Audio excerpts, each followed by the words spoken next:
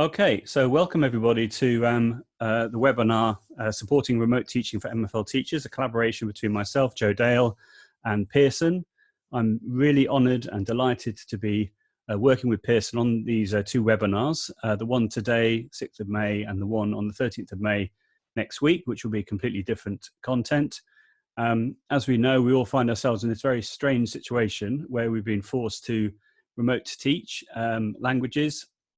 And the idea of this presentation is to give you lots and lots of practical ideas to get involved and to improve your understanding of what can be achieved with technology. If you do have a second device with you, you don't have to, but if you have a second device with you and you want to take part in some of the interactive elements of the session, you'd be more than welcome.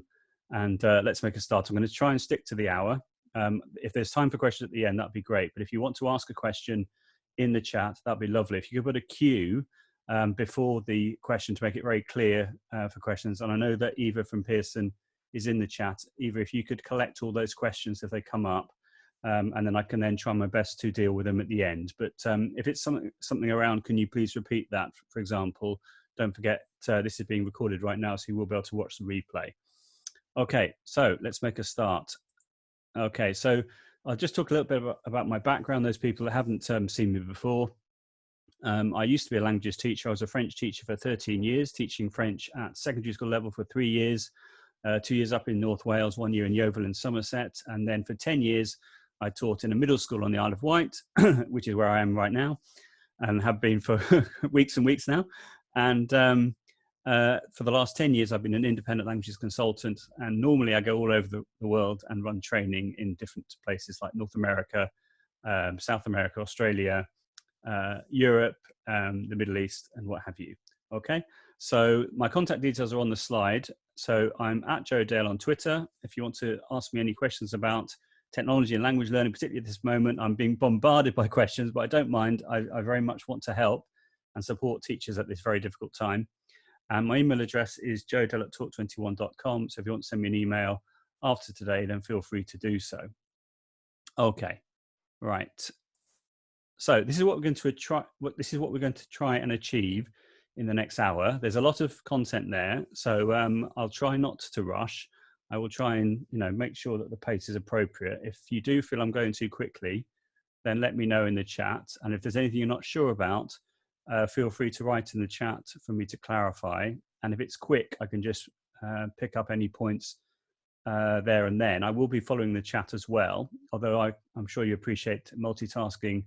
Presenting and looking at the chat can be a bit demanding, but if there's any questions which can wait till the end, then that's absolutely fine. If Eva, you could pick those up, that'd be great. So this is what we're going to try and achieve, and let's make a start. Okay. Right, so the first thing we're going to do, if that's okay, is we're going to take part in a Mentimeter poll. I'm going to come out of my presentation by clicking here. And I'm going to go live to Mentimeter. If you haven't seen Mentimeter before, it's a really fantastic way of being able to ask questions of your students in a remote teaching context. I just need to come out of this for a second because I've just realized I've not, hang on, just took me 2 seconds. Hang on, I'll just stop sharing my screen for a second and I'll just, hang on. Let me just 2 seconds. Sorry about this. Right, let me reset the results. There we are. That's what I should have done. Okay, and let's just make sure that's all fine. Yeah, that's all fine now. Right, okay, so let's go back here. It's because I put the wrong link in. That's it. Right, here we go. Here we go. No problem. See, that's the great thing about doing things live. You never know. Now, let me just, because you're not seeing my screen right now. So let me go back here and go back here. And then share my screen again.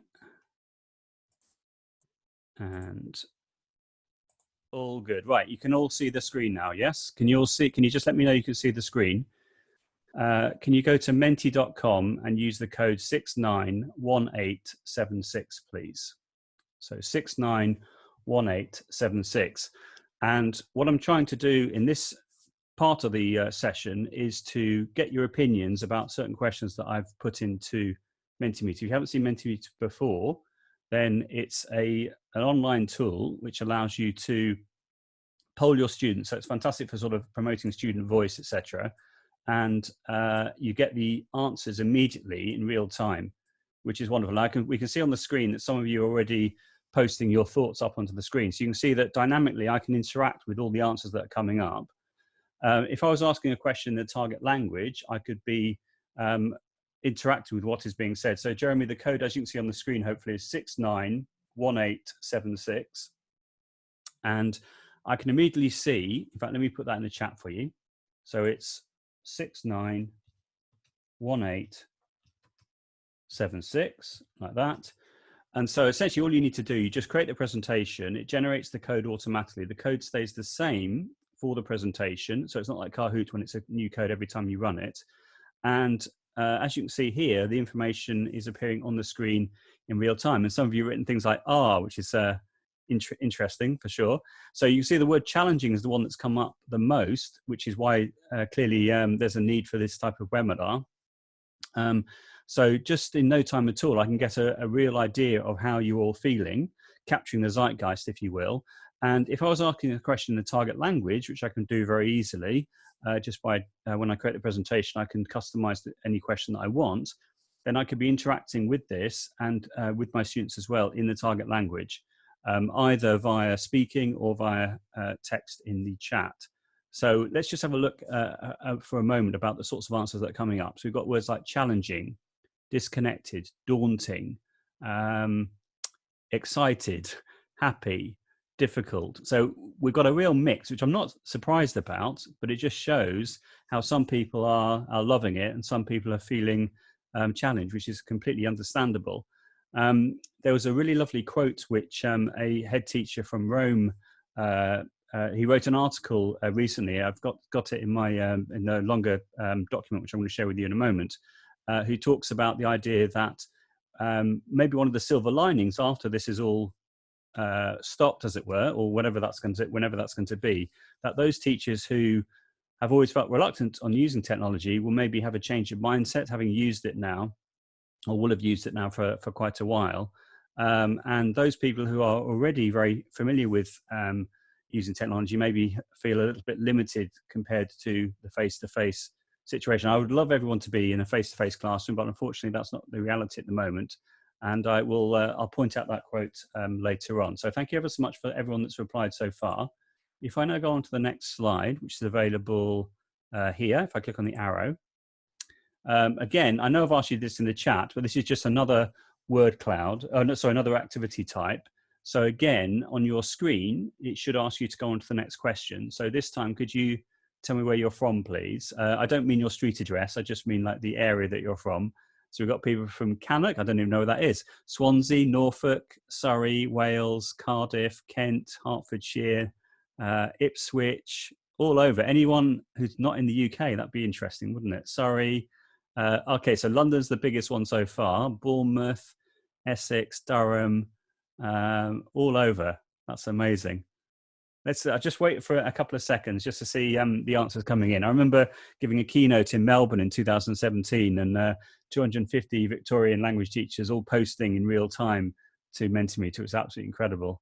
And again, you could use this as a retrieval practice idea. So I could ask the question, post everything you can remember that we did last lesson or the week before or the month before, and then everything can then be appearing on the screen. So this is really nice for retrieval practice as well. You could use it as a plenary as well to show understanding. And it's designed to be anonymous. So if there is a profanity filter, which you have, but if a word gets through, unfortunately, you can't just right click and delete it.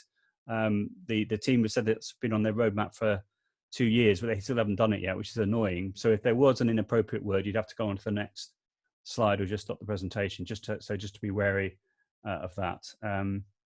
Right, Kate, if it says it hasn't shown your question on your Menti, just make sure it doesn't say that the teacher is taking you on to the next question, or you need to go to the next question maybe. I'm not sure what's happening there. So we can see that in the room right now, most people, or the majority of people who have posted are from London. We've got a real mix of people, but nobody, oh, Prague, we have got someone from Prague. I know who that is because I've seen in the webcams. That's great. So you're all very, very welcome. Let's carry on to the last question in Mentimeter. So again, this one is just another exercise type. This is a bar chart one, and it would just be interesting to see the sorts of platforms that you're all using, if that's okay. So Hannah said, can you only respond with one word answers? When I type a phrase and sentence, it splits it up. You can have a whole phrase. If you you definitely can. Off the top of my head, I can't think. I've definitely seen that before. Off the top of my head, just if you search for that question, it'll come up. But you definitely can. I can't think right now the answer to that question. But if you have put other on the screen, can you put in the chat what you're using? It'd be interesting to see what are the other platforms people are using. I would say most people are using Zoom, Teams, or Meet.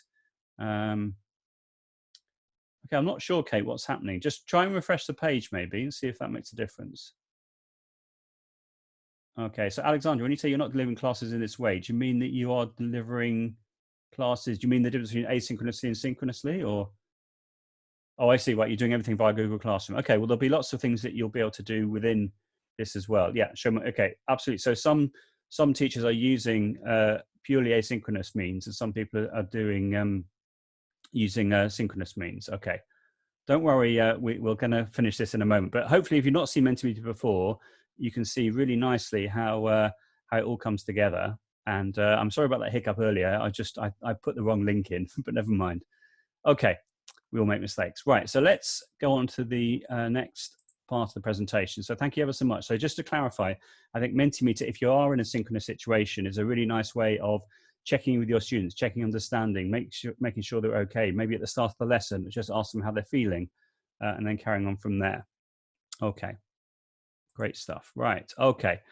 Now, those people who have been following the TILT webinars, TILT stands for Technology and Language Teaching. We've been doing normally about 2 a week for the last 5 weeks or what have you. And the reason these came together was because, well, TILT stands for Technology and Language Teaching. And there was going to be a face-to-face conference, which has happened quite a few years in a row now, at the Ashcombe School where Helen Myers works. It obviously was cancelled, as with everything else in my diary, for the foreseeable future. And so Helen and myself decided that we would create a series of webinars because there was clearly a real need, as has been proven this evening or this afternoon. And so that's what we did. And so I did the first one, and then we've had a number of different speakers looking at things like Microsoft Office tools, Google tools, screencasting, lots of ideas around creativity, and they're all available for free on my YouTube channel. So I would really encourage you to check them out. The basis of the first presentation that I did was around a document which I put together, which I can very quickly click on right now. And this is a Google Doc, which is now, it started off about 18 pages. It's now about 36 pages, I think it is. And I'm constantly adding to this all the time because I care, basically, and because I want to help language teachers as much as possible. So what I've done is, to make it a bit more manageable, I've put in these different chapter headings for tables of content using the bookmarks tool in Google Doc. And if I just go down here, the quote I was referring to earlier is here, preparing for a school closure. But in this first section, I put in lots of ideas around sort of overviews to articles written by educators, essentially, around distance learning and resources and what have you. And they're all there for free for you to access. Then I've put a section around world language teachers sharing ideas around tutorials and articles, giving advice and support. Video conferencing tools, that's why I asked that question earlier. So a whole load of different suggestions around Zoom. That one's quite nice, how to turn your a second device into a visualizer or document camera.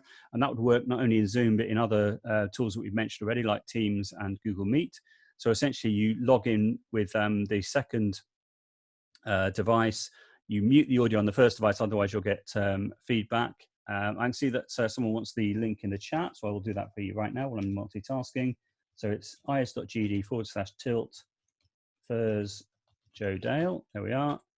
And so you could then use that as a way of explaining a grammar point or marking someone's work or what have you directly there. So you can see that the camera is pointing at the piece of paper and then the person would then be writing over the top. So there we are. Lots and lots of ideas around Zoom, a whole section on Google Classroom and Google Meet. We had a wonderful session by Samantha Broom a couple of days ago on the Tilt series about Google Classroom. We go further down, got Microsoft Teams. We've had Sandra Actas and Jane Basnett talking about Office 365 tools. And it just goes on and on and on. So you can see it's lots and lots and lots and lots and lots of links. Flipgrid, which I'll be showing you in a moment, to do with remote teaching. So this should provide a structure for you if you are feeling a bit challenged, as has been proven earlier, and lots of ideas for you to have a look at. So depending on your context, if it's Office 365, Google, or what have you, then there'll be something for you to have a look at. So there we are. Okay, and the video clip here is the Tilt webinar that I did, which you can watch in this presentation or go onto my YouTube channel and watch it there. Okay. Right, and these are the Tilt webinars that I've talked about already. So if you go to the Association for Language AWL London branch, you'll be able to find all the upcoming webinars. We've got one tomorrow from the Institut Français about what they're doing. And yeah, you can just access that whenever you would like to. Now, the next slide, I've done a little advert using the trailer option in iMovie and Bitmojis, which those people that are following me on Twitter will have seen that I'm going a bit Bitmoji crazy at the moment, as are lots of other people. And I'm just going to play this clip as an advert for the Tilt webinars, which is 1 minute long, and hopefully you'll find this useful. Oh, he says, go back. I made the mistake of clicking on that, and it's not actually that. It's that should have worked actually. Anyway, let me just click on the link and I'll just show it to you live.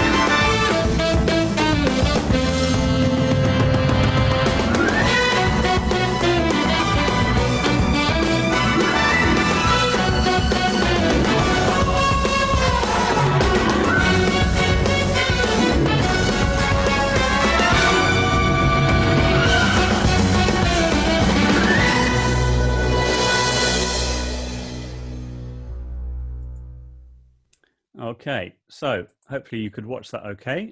So the Bitmojis there, I put together a Google Slides presentation, a collaborative one. I gave everyone the editing rights, and then lots of lovely people in the MFL. Okay, so welcome everyone to the new Tilt webinar for today.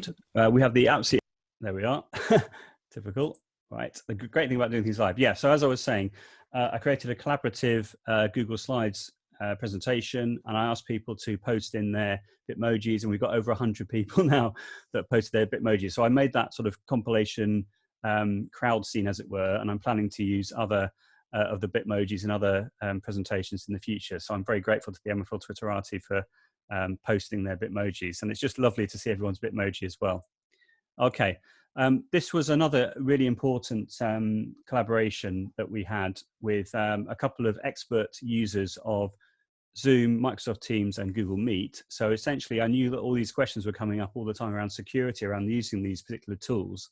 And so what I did was I contacted a few people, such as Jane Basnett, Heike Philp, Phil Longwell, and Darren White, asking them these detailed questions, such as, can students join a session before the teacher? Can the teacher enable a waiting room? Can the teacher automatically mute students' audio upon entry into a session, etc., etc.?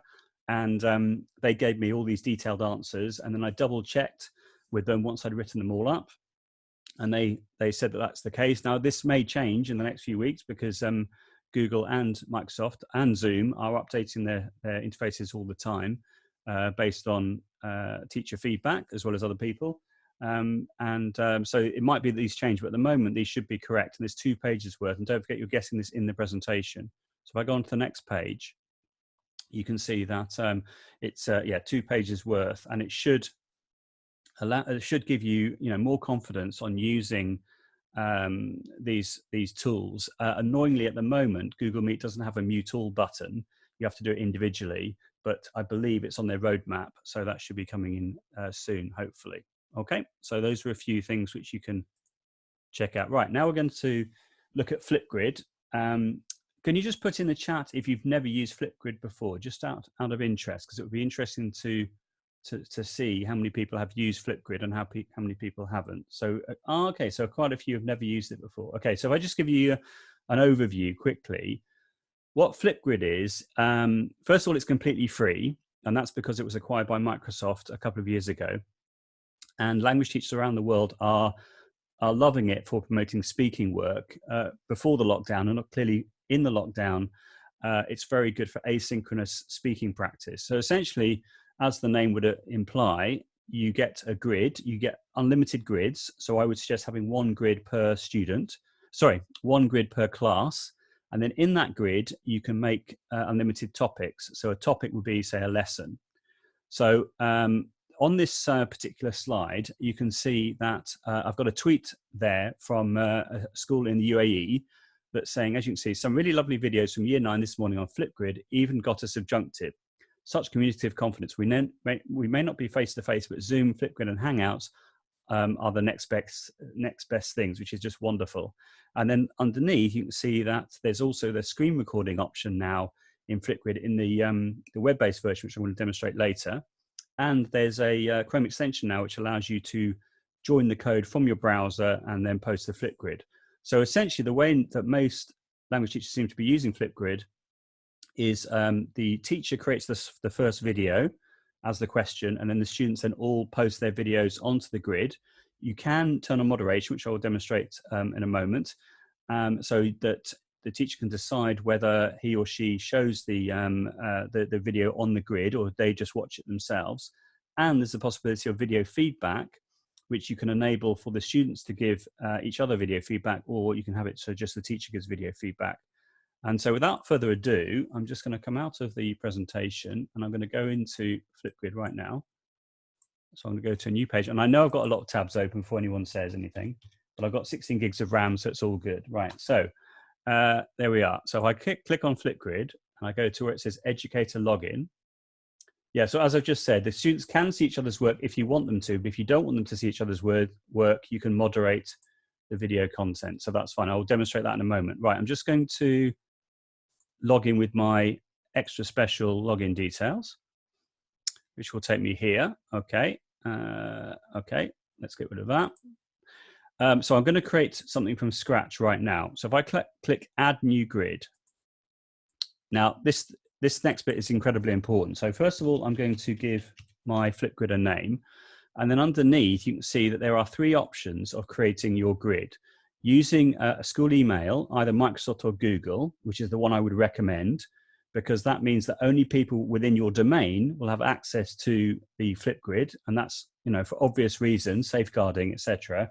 That's what you need to be doing. If you're not sure how to set that up, you need to speak to the person in charge of the network, etc., or someone at your school in charge of e-safety to say, look, I'd like to use Flipgrid. If you're allowed to use it, I appreciate there may be schools that don't allow any live video conferencing for safeguarding reasons, and I understand that, but as I've said, lots of schools around the world are using Flipgrid, particularly now for language learning. Okay, the next one is student ID. I've never used that one. I wouldn't recommend that for now. I would recommend this one, but for right now, I'm going to click the public and PLCs one, simply so that we can then have a practice. Okay, before I do that, I'm going to change this link and put it as Pearson, and that's not available, so I'll put Pearson 1. Still not available. I'll put Pearson Joe Dale. That's available, surprisingly. Okay, and then I'm going to click on public and PLCs and click next. Hopefully that's okay. So not as a live. You could use that as a way of submitting, not as a live feature, if you turn on moderation. Yeah, absolutely. So I'm not going to put on a password right now. I'm just going to click there, and as you can see there, it's got the link, it's got the grid. And you can post straight to Teams or Classroom as well, which is really handy. But I could copy the link right now and post it in the chat. But I'm going to post the topic in the chat in a moment rather than the whole grid. Okay, so there we are. Now, the first thing I want to point out is that automatically it creates a topic for you, which is here. Before I do that, I'm going to click on the actions option and I'm going to click edit topic. Okay, so the first topic is made for you. You can change the name of that if you want to, but I'm just going to click on edit topic and show you some of these features here. Okay, so the first thing we're going to do is have a look down, and you can see here it says video moderation, right? I'm going to turn this on to show you how video moderation works. The second thing I'm going to show you is here, it says recording time. So by default, it's on 1 minute and 30 seconds, but you can actually have it as long as 10 minutes. I won't be recording for 10 minutes, but I'm just for today, I'm going to choose that option just so I'm not going to have any stress about running out of time, etc. And if we go further down, you can see that it says students to student replies, allow students to reply via video to another student. That is turned on by default. So if you want to turn that off, then you would have to deselect that, okay? But it's turned on by default. And then that's all the basic things. There's other things you could dig into, but I'm gonna click update topic right now, and we've now done it, okay? So now I'm going to click here to view the grid or the topic as a student would, like this, okay? And as you can see, there it is. And if you have the Flipgrid app, feel free to put that code in to A89. In fact, let me make it nice and big for you. To A898A, the chat window's in the way, just 62, okay? If you don't want to and you just want to watch, that's absolutely fine as well. Okay, so what I'm going to do, I'm just going to click here. Oh, my mouse is being silly. Hang on 2 seconds. What's it doing? Right, here we go. Right, okay. So I'm just going to click here. Okay, and I'm going to log in with Google. The reason I'm logging in with Google is because I'm logging in as a student would. Okay, so let's log in.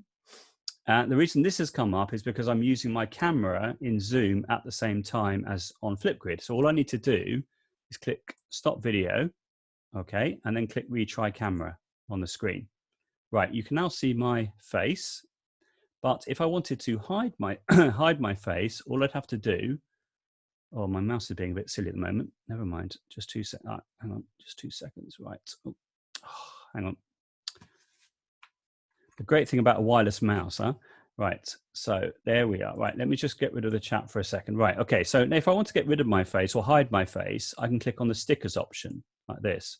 So I can choose a sticker like that. And I can put that, I'll put that over my face in a second. Before I do that, you can see there's also the filter option. If I click on that, one of them is pixel. If I click on that, you can see that I can pixelate my face. And if I want to, I can drag my emoji over the top. So I can really disguise what I look like, in other words, if I want to, for e-safety safeguarding reasons. Okay, I'll just leave that on actually, just for a giggle. Why not? Right, so then if I click record, I can now record my first video like this. Here we go. Okay, so I'm recording live in Flipgrid. This is me playing the role of the teacher, and I'm asking a question in the target language for my students to reply to. And having done that, I click pause, which is here, which is there, and then I click next. Okay, so I'm recording live in Flipgrid. This is me playing the role of the teacher, and I'm asking a question in the target language. So hopefully you could hear that. I can also, okay, so I'm recording live in Flipgrid. I can also, can you see I can drag the handles as well if I want to? So let's say it took me a little bit of time to get going. I could drag the handles, and then that would allow me to top and tail the recording very nicely, which is great. I don't need to do that now because I think it's okay. So I'm going to click on confirm right now once my mouse comes back. Hang on 2 seconds. Come on. There we are. Oh, right. So I click confirm. Like that. Okay, so I'm recording live in Flipgrid. This is me playing the role of the teacher, and I'm asking a question in the target language for my students to reply to. There we are. Right, then I take a selfie. Again, I could put the emoji over my face, but I'm just going to take a selfie. Right, and click next. And now it's going to upload. I can change my name if I want to. I don't have to have my name displayed. And I'm going to click submit video. Okay, and then click complete. Now, the reason it's not appeared here is because moderation is turned on, okay? So to go back to my educator account, I click here and click educator login. like that. And you'll see that what I need to do now is go here. And then you'll see here, I need to click on the link there. And then if I scroll down, can you see that it says that it's hidden? Okay. So if I click on here and I click active, so in other words, I can ask the students to post their videos to the grid. And if I want to, it can be that only I get to see them, nobody else. If I want them to see each other's work so they can use it for scaffolding and encouragement, I can do that as well. And because it works on all devices, you could use this obviously remotely to practice speaking asynchronously whenever the students have a moment to record their answers. Okay, so now if I click on the video, it's now here. Okay, so I'm recording live in Flipgrid. This is me. And I can now click on here. And anyone can do this because it's enabled. I'm going to have to allow my camera like that. And I can now give some feedback to myself, or if I was playing the role of the student, I could give feedback to another student, or the teacher could give feedback to other students as well. So here we go. Okay, so great work, Joe. Loved your video, particularly the pixelation. It was amazing, but I did notice you need to work on A, B, and definitely C. Keep up the good work.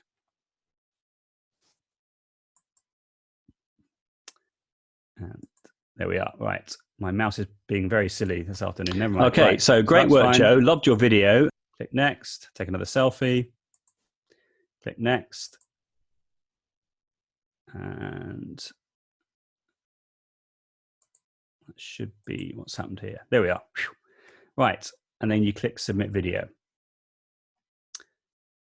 Oh. There we are. Okay, we've done it. Then we click complete. Okay, so I'm recording live in Flipgrid. And then you can see that my little video thumbnail is there to show the feedback is there. And so I will be able to see feedback from any student who's posted it. And I also get an email each time that anything has changed on the Flipgrid, so I know exactly what's changed. So you have a lot of control, in other words. You just need to remind the students about what is appropriate, what is not appropriate, when they're videoing, what they're wearing and things like that. But that's essentially how that works. Now, I want to show you a couple of other features. I can see there's a few things in the chat, so I will just quickly have a look at the questions. Yeah, so every time you submit a video, you have to take a selfie. That's right. But as I've said, you can you don't have to take a picture of yourself, or you can put the emoji over your face. What's one teacher I know does is she points at her dog, so it's like a dog is talking, which is quite amusing. And yeah, so if anyone wants to post the video onto my Flipgrid right now, then that's absolutely fine if you would like to do that. So let's go back to the flip code, which is here. And I want to show you something else. Right, so if I now click on, I know I keep saying about my mouse, but never mind.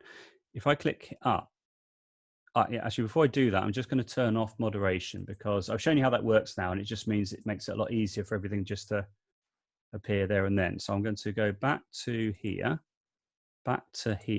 edit topic, and then turn off moderation. Okay, and then click update topic. Right, so now if we go back to here, and then I click, right, here we go. So then if I click the record button again, I'm logging in again as a student, so that's fine. And this will now come, right, here we are. Right, now, the next thing I wanted to point out is this option here, which is the board option. So if you click on that, you can choose a whiteboard or a blackboard. And as you can see, I've got a whiteboard here. So I'm going to press record and do the following. Okay, so now I'm going to try and write the word hello. And having done that, I go back to the bottom of the screen and I move the slider on to another color, this sort of color, and I do a little squiggle like that. I've now deliberately pressed the pause button, and you can see at the top there it says clear. So I click clear, and then I can move this back to black, and then I can click record, and it will carry on recording from there. Okay, so now it's carrying on recording. I'm now going to write the word goodbye with my mouse, which is not the easiest of things. It'll be easier on an iPad, etc. I'm doing a test video from London. And now I'm going to, I don't know if that's someone else's audio in the background, but if you mute yourself, that'd be great. So I'm now going to press pause. And now you can see what I've done. I've created a screencast by using the whiteboard feature in Flipgrid. And then everything, when I post this, will go onto the grid. So you could demonstrate this as an idea, explaining, let's say, how to form the perfect tense in French, and then get the students to model, having modeled it, get the students to produce their own version as well. And your voice and your annotation, everything is captured on the screen, which is really cool. So I click next. Okay, so now like I'm going to try and write the word hello, then take a selfie. I know I've got to do this again. There we are. Click next again, and then click submit video. Okay, and then click complete. Now, because I've turned off moderation, if I refresh the page right now, what should happen is we should, as you can see there, see my whiteboard. Okay, so now I'm going to try and write the word hello. There we are. So hopefully that's clear how that works. Any questions at all about Flipgrid before we move on to the next idea? Or is everyone okay still? Okay, looks like everyone's okay, which is good to see. Right, we're now going to go to Google Earth, and I'm going to show you something which I think is very cool. Okay. Yeah, if you want to send me a short video, that's absolutely fine, but I'm going to carry on this next bit. If you want to do that, that's absolutely fine. Right, so as you can see here, I'm going to click on skip, and you can see here we've got Google Earth open. Right, so what I'm going to do is I'm going to go back to Flipgrid, which is here, and I'm going to click record. Sorry, I'm not going to click record. I'm going to click record a response. I have to log in again because I have to do that every time as a student. Okay. And now I'm going to click on the ellipsis, which is here. And I'm going to select screen recording. Now, this is only available in the web version, not on the app version.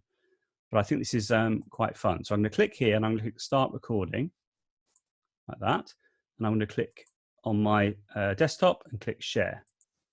Right, so this is going to start recording now. It's recording now.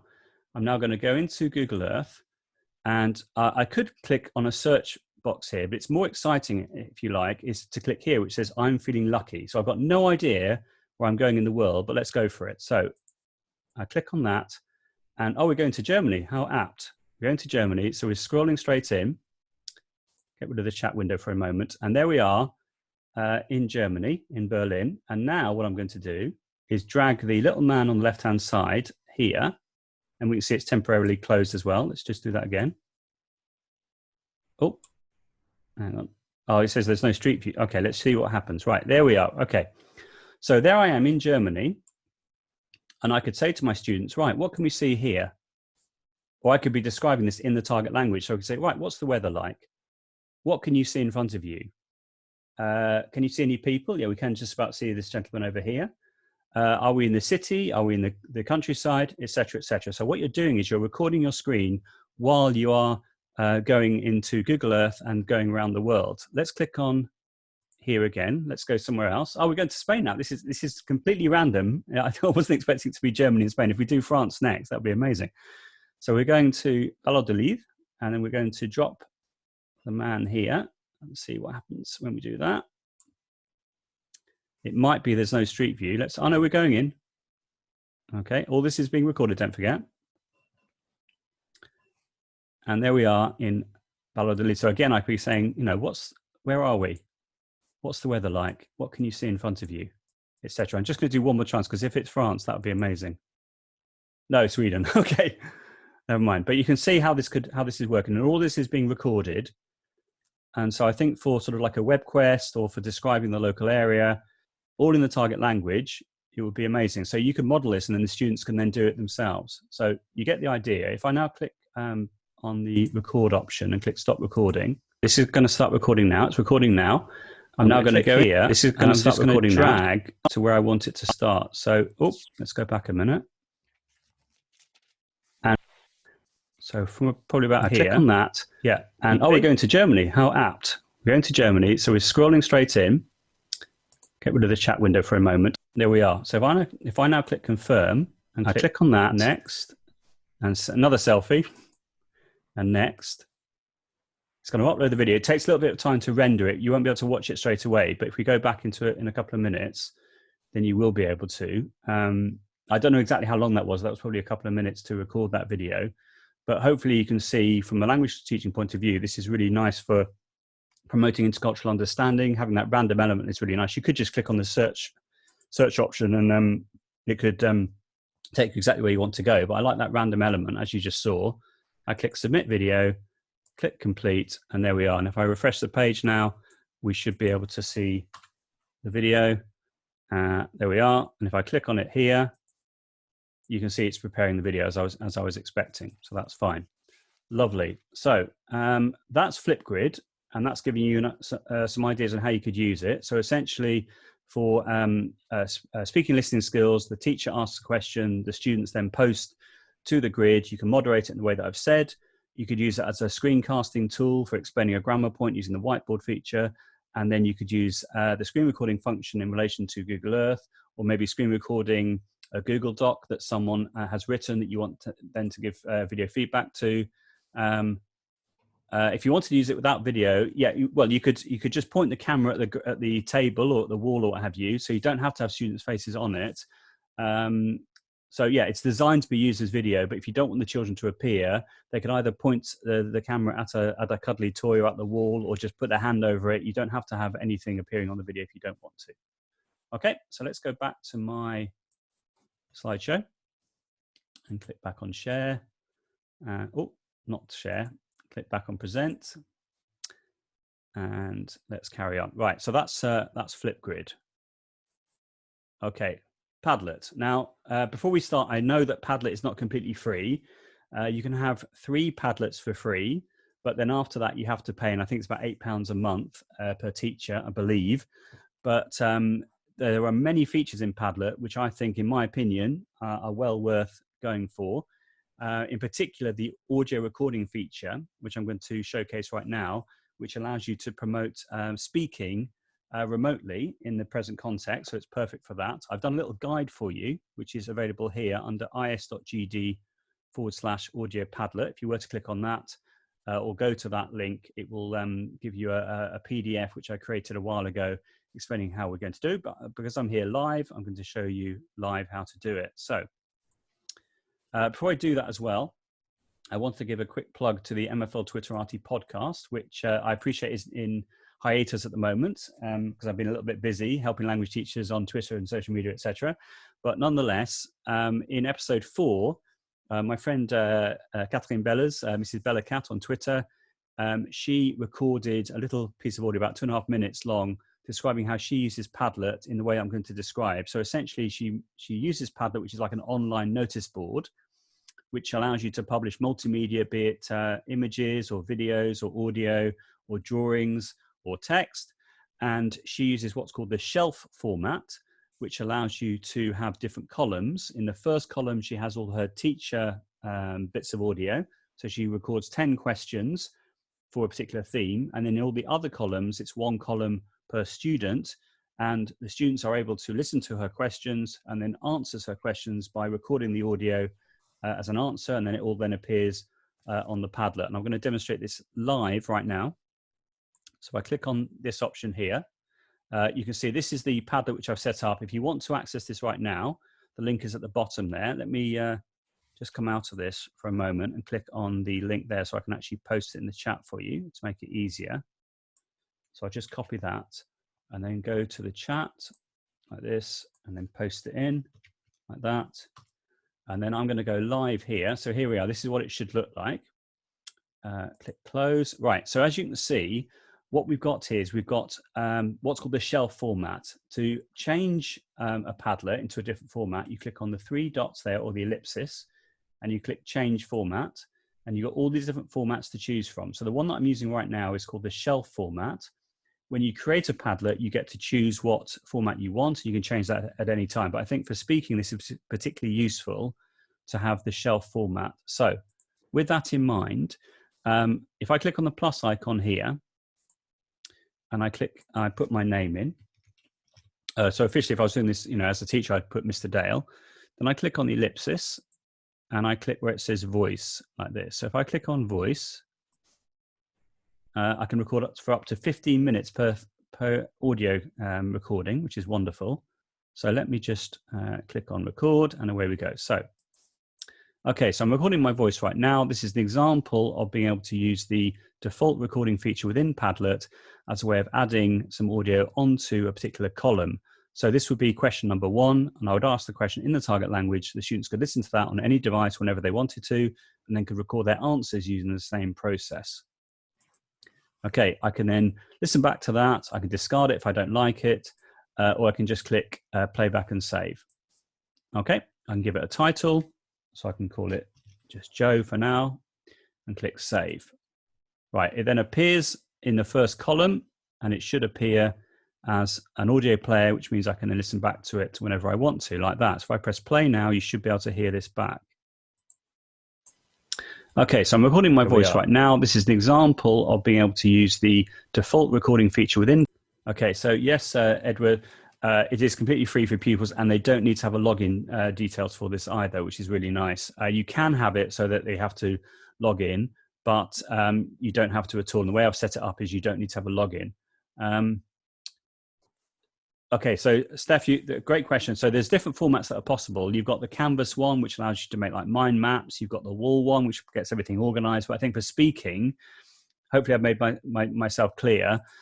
This is particularly good for speaking. So the idea is that in the teacher column, you record each question in turn, and then you would then assign a column per student. So what you would do is you click add column here as the teacher, and then you give the name, like Steph, for example. It could be column 1, column 2 could be Edward, column 2 could be Rosie, etc., etc., etc. So they then get to listen to each other's audio. So it's designed to be collaborative. If you don't want it to be collaborative, you would use another tool. More suggestions on that in a moment.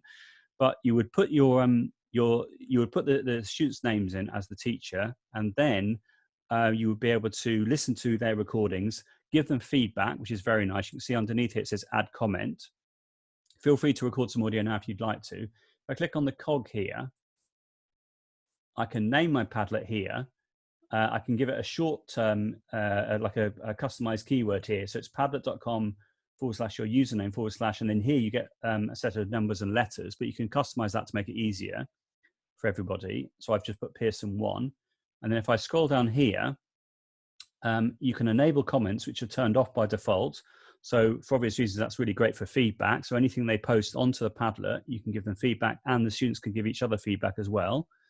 If they write something inappropriate, you can click on the add comment option and you'll get edit or delete. You've also got the require approval option. So you could, for example, turn on moderation, which means that nobody gets to see the work before you've approved it. So that's fine and could be very, very appropriate in the present context. There's also a filter profanity as well, which allows you to replace bad words with nice emojis. So that's good as well. And that's it basically. So you click there, you have to remember to click save. Under the wallpaper option, if you click here, I clicked on the add your own option because I use the Pearson graphic, which they use to tweet about this particular session. So you could upload your own picture. If you go to a website such as Photos for Class, I'll talk about the privacy in a moment. Yes, you can make it private for students. Photosforclass.com. Then that's a really nice website which allows you to search for images, which allow you to download them, and then the attribution, the Creative Commons license, is put immediately by default in the footer of the image. So you could then use that and publish that as your background. So I've said in the past, you could use that for practicing for the GCSE photo card, for example. So you put the image into the background and then you choose the shelf format. So in the first column, the students could ask questions about the picture or record audio or what have you. And that's a really nice way of practicing it in a collaborative way. Okay, just in relation to privacy with this, if I just go to here and close, if I go to where it says share, you can see here, it says that the Padlet is secret. If I click on change privacy, then you've got 4 different options. You can have it private, which means that the Padlet is hidden from the public, but you would need to add students via their email address to access it. You've got the password protected option, which is another layer of security. You've got the secret option, which means that they don't need to have an email address or login details to access the Padlet, which is what we're using today. That's the most simple and straightforward one, and you can turn moderation on if it's a secret link. Or the public one, which means it could appear in a Google search. The other thing I wanted to point out here is, as well, is it says can write. So by default, you can publish onto the Padlet when I share it with you. But at any moment, you can change it from can write to can read, which means it then becomes a type of revision resource, which you could then use later on if you wanted to. There's a few other things I could talk about Padlet, but I think that's the basics. And I would really encourage you to check it out. You can have 3 for free, and then after that, you then have to pay about £8 a month for unlimited Padlets. But that's what Catherine did, and she found that it really helped the confidence of her students and their speaking in general. She's now actually using OneNote, so she once she got to grips with OneNote, she could see she could do a similar thing in OneNote. But there's lots of ways of doing similar ideas, but I think Padlet is really nice for this. Let's carry on. We've still got 10 minutes, got lots of time. Right, okay. So that's Padlet. Right, I'm going to show you this live. There's a little video clip which I've created as well, but I'm just going to show you this live if that's okay. So I'm going to go to QWIQR. This is another idea for speaking practice. Like that, QWIQR, there we are. So QWIQR Better Feedback. This is completely free, and the conversations feature, which I'm going to show you right now, is also free. So if I click create instant feedback, and then I need to, okay, I thought I'd have to be signed in. Just give me a second, I'll just sign in, see if I can remember my login details for this one. Right, I thought I'd be signed in, never mind. Let's see if that one works. Nope. Typical. Is that one going to work? Hey, right, okay, so we're in. So as you can see here, it says start a QWIQR conversation. So you click start a QWIQR conversation, then having done that, it says record audio. So QWIQR is a way of creating audio QR codes that you can use for practicing speaking or for audio feedback, similar to Class QR or Vocal Recall as it was called before. So they're not associated at all, but it's a similar idea. I'm going to show you how you can use this for recording conversations remotely. So I'm going to click on record like this. Blah, blah, blah, blah, blah. So that was the first line of my conversation. That's now uploaded onto their servers, which are based in the UK. This was created by a physics teacher from the southwest of England. At the bottom of the screen, you can see that I'm going to accept the cookies. There we are. I'm going to turn on moderation. Okay. Then I click start your QWIQR conversation like that.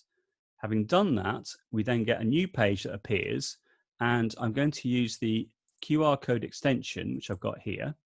And I'm going to, on my second device, which I've got, which is my iPad, I'm going to tap on the camera. You can do this as well if you want to.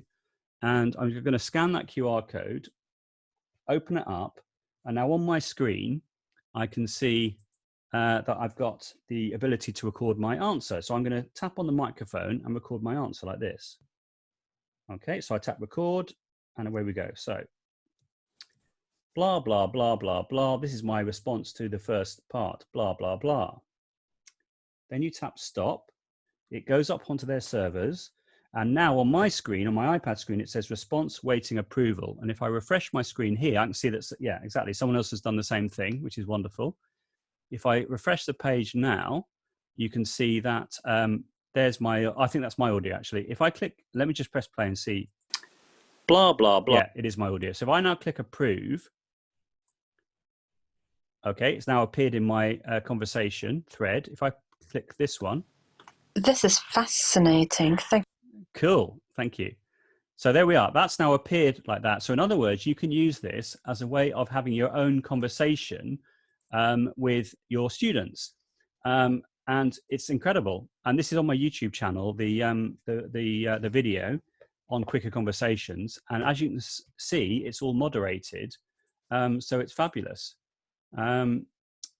Yeah, so Jeremy said, can multiple students reply to your message? Yes, whoever you give the link to, they can reply to your message. So you could give the link to the whole class or to individual students, or they could give, well, I wouldn't recommend they create an account. They don't need to create an account to do this, but as the teacher, you can create multiple links for different students. So you could either have a group conversation via QWIQR or individual dialogue practice, or Vincent Everett on Twitter suggesting you could use this for dictation, speech to speech, a little bit like I went to the market and I bought type thing. In other words, you'd start off by saying a couple of words. They would then repeat that. You would then say a sentence. They'd repeat that. You then say 2 sentences. They repeat that, etc., etc. And then you could then build it up and see how good they were. Or they could give a presentation. You give them audio feedback. They could then improve it a little bit like in the Padlet idea, same sort of idea really.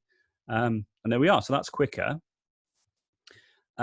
This is a blog post or a Facebook post I wrote a couple of weeks ago for the Modern Language Teachers Lounge organised by Linguiscope, all around all my ideas essentially around practicing listening and speaking in a remote context. So I put the link at the bottom there, which you can access. That's like years and years of research in that article, but I thought teachers would find it useful. So that's why I've put that there for you.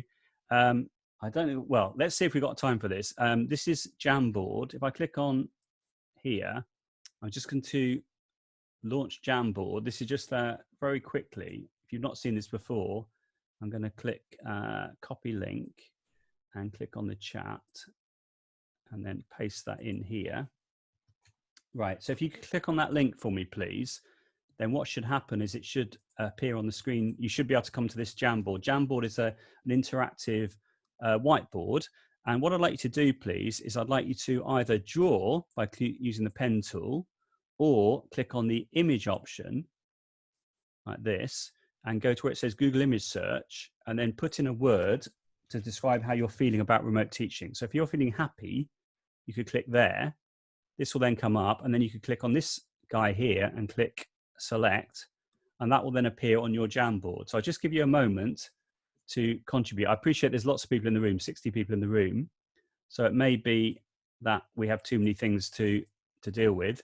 This does work on the iPad as well. And you get more features in the iPad, which I'm going to show you the slide for that in a moment. So I'm literally just going to give you about 30 seconds to do this, but you can see this would work synchronously and asynchronously. You can, if a student wants to be a pain, they can delete everything by clicking clear frame, but you can always click the undo button. What I would recommend is that you, before you start sharing your Jamboard, is you click on the 3 dots here and you can see that it says make a copy. So if you've made a copy, it means that if they do delete it, you haven't lost everything. So that's just giving you a quick idea on how this would work. And then if I go on to the next frame, thanks ever so much for all your drawings. Some people are not feeling very happy, but most of you are, I think. So let's go on to the next frame. Ideally, we'd have a bit more time to do a crossword puzzle, but this image has been generated by me from a website called XWords, which allows you to create images of crossword puzzles. So I was thinking it would be a cool idea to use this as a way of making a crossword puzzle, and then you can then complete it in French. And don't forget, you have to remember the UN at the beginning. Yeah, and you can rub it out. So yeah, it's just quite a bit of fun. But because we're running out of time now, I'm just going to come out of this if that's okay. Thanks ever so much for doing that. So again, I think you can get the students to present how they're feeling. I did this yesterday, or was it the day before? I can't remember. Let me just click on annotate and just clear. I'm just going to clear. Oh, anyway, if I go to the cursor, which is there, right? Okay, so these are just some ideas which I put together about using Jamboard in languages. So the first one, you could use Screencastify to record your screen while you explain a grammar point. You could do a crossword puzzle. You could drag and drop a Bitmoji into the onto the screen. That'd be quite fun. Let me just see if I can rob that. Oh, rob that. Hello. Yeah, can you turn your microphone off, please? Thank you. Let me just, okay, I'll just carry on. Never mind. Right, okay. Oh, there we are. Right. So another idea, breakout rooms. We haven't done that today, but you could create a whiteboard or a frame per breakout room. Can we not draw on the screen, please, using Zoom tool, if that's okay? Photos for class. I mentioned already, you could then do a photocard activity with the questions around the side. Snipping tool, you can grab an image, put it into Jamboard. If you're using Google Classroom, you can create a copy of a Jamboard for each student automatically. You can see all these other ideas. You can check out the links in your own time. But here are just a few ideas which I put together. And as we're running out of time now, I'm going to come out of this and go to nearly at the end. So these are just a few extra features you've got within the app version. We haven't got time to do whiteboard.fi. We'll do that next time. that's a bit like having mini whiteboards. So each student has their own mini whiteboard, and you get to see your own mini whiteboard. And if you share the screen, you can see everyone else's. And there's other things, other cool things you can do as well. That one I've shown you already.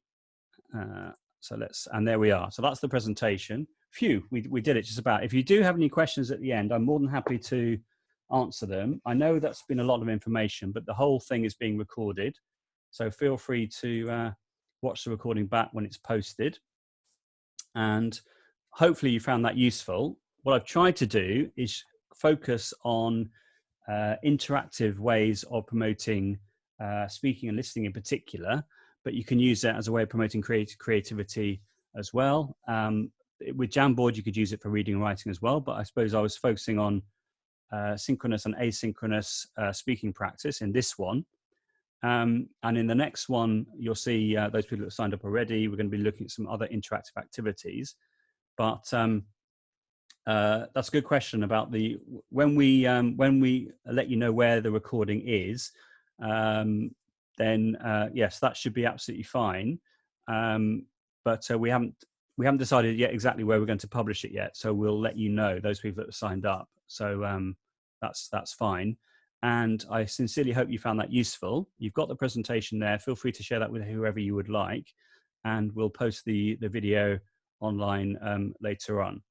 So I'm literally showing the presentation right now. So if you scan that QR code or you put in that link, which I can put in the chat for you, which is is.gd/Pearson1. Let's make sure is.gd. Yep, there we are. So if you click on that link, that will take you to a white page with a red link in it, which is the long Google Slides presentation link. If you click on the link, you'll then be able to access the whole presentation, which is in view only, so nobody can edit it. And yeah, and thanks ever so much for the feedback. I can see that lots of people are saying nice things, which is always nice to see. And if you haven't checked out the Tilt webinars, please do. And if you want any help via Twitter, via email, anywhere else, then let me know. And I'm trying my absolute best. In fact, I'm working flat out to support language teachers at the moment. And it's my pleasure to do so. And thank you again to Pearson for this opportunity. So Eva, I don't know if you want to say anything or if you want me to just wrap up now. I'm more than happy to do either. That's fine. But can you hear me, Joe? Yes, I can. Fantastic. No, I just want to say thank you very much for putting this presentation together for our teachers. I'm sure they would have found it really, really useful. I've been so interested in all these different options there are for teaching nowadays. It's a while since I was in the classroom. But if I could just remind everyone, if they'd like to give feedback, there'll be a survey sent to them by the Training from Pearson team. Please do give feedback, because then we know whether we can should do this again for our teachers. Thank you very much. I'll mute myself again. No problem. Well, thank you ever so much to everyone for coming along. I thought we were going to get a full house, as it did sell out, but always when people register, you never know exactly how many people are going to turn up, but hopefully we'll get a full house next time. But thanks again. And I sincerely hope this has been useful. And I'm not just saying this, I genuinely mean it. If there's anything you're not sure about, send me a message. I'm more than happy to help remotely. But thanks ever so much for coming along, and hopefully see some of you next week, if not before, online. Okay, take care. I'm going to stop recording now, and then I will finish the meeting. So we're going to stop right now.